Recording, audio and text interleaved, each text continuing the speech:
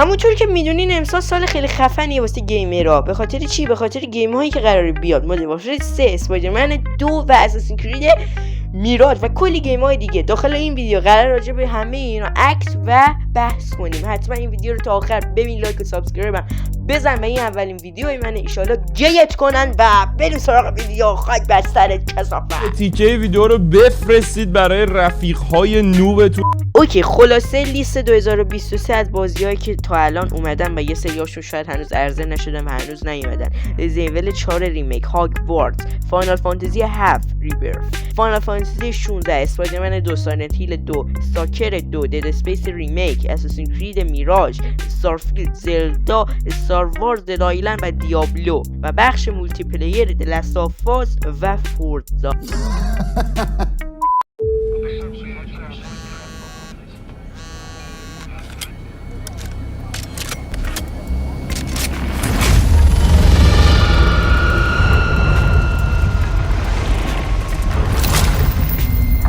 Heads off snakes. He's not moved. He's not moved. He's not moved. Never bury your enemies alive.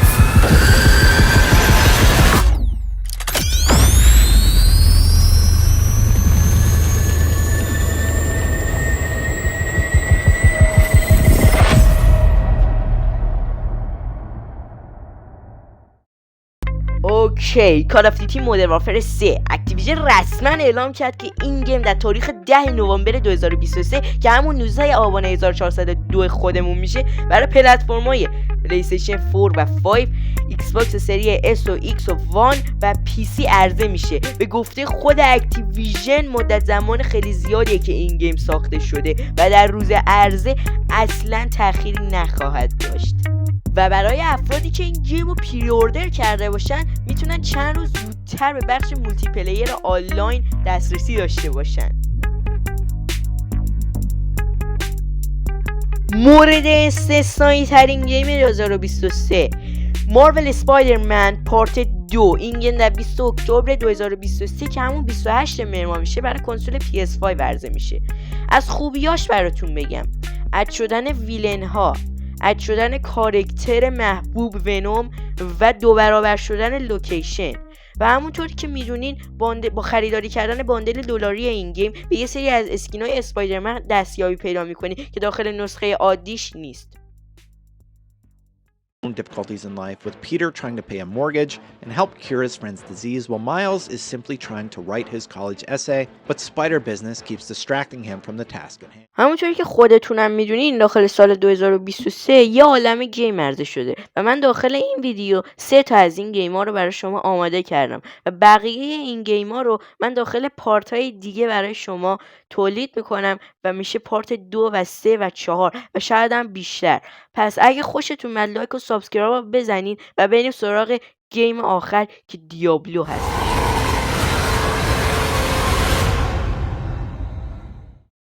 هممون میدونیم وقتی اسم بلیزارد میاد صحبت از گیم‌های با کیفیت و غیر تکراریه. از اونجا که میدونین بلیزارد یه تایمی اصلا وضعیت خوبی نداشته و با عرضه بازی دیابلو 4 در 5 روز اول عرضه جهانی تونست بیش از 666 میلیون دلار درآمدزایی داشته باشه. بازیکن‌ها هم مجموعاً 276 میلیون ساعت بازی رو تجربه کردن و قطعاً این عدد بالاتر هم میره.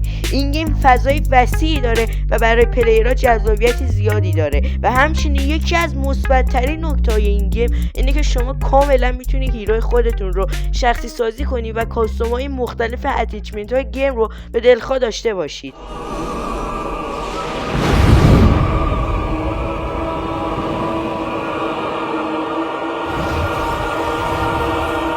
خب سعیدا، رسیدیم به آخر ویدیو و میخواستم یه چیزی جدا از ویدیو کلا بهتون بگم. این اولین ویدیوی من بود. اگه لایک و سابسکرایب بکنین خیلی به من انرژی میدین و اینکه ممنون که تا اینجای ویدیو دیدی. و من میخواستم راجع به این موضوعی هم صحبت کنم. این کاملا جدا از ویدیوها، فقط میخواستم این موضوعی رو بگم. تا اونجایی که دیدین متوجه شدین که من برای هر گیم اطلاعات خیلی زیادی ندادم و هم داخل بک‌گراند ویدیو هم فقط تیزرها و نشانه‌هایی که خود گیم گذاشته استفاده کردم و میخواستم بهتون بگم من برای تک تک این گیم‌هایی که داخل این سری ویدیو معرفی میکنم ویدیو جدا میذارم. مثلا دیابلو 4 کاملا یه ویدیو جدا براش درست میکنم و با دیتیل و جزئیات فقط راجع به دیابلو 4 صحبت میکنیم. و اینم از این ویدیو. لطفاً لایک و سابسکرایب فراموش نکن. خیلی حال داد و خیلی سخت و چالشی بود و خیلی دوست داشتم امتحان کنم این روند یوتیوب، یعنی ویدیو گذاشتن و خیلی به نظرم حس جالبی بود. پس برو بریم که ادامهش بدیم. Let's go man.